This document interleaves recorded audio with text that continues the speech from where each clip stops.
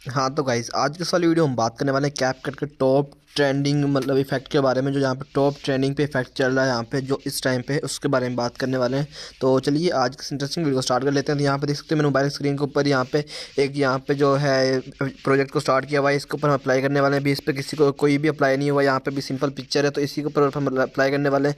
हमने इफेक्ट्स में जाना है, वीडियो इफेक्ट्स में जाएंगे तो यहाँ पे जो ट्रेंडिंग में चल रहा है, ट्रेंडिंग में आप देख सकते हैं यहाँ पे चल रहा है ये वाला रैंडम मोशन के नाम से है।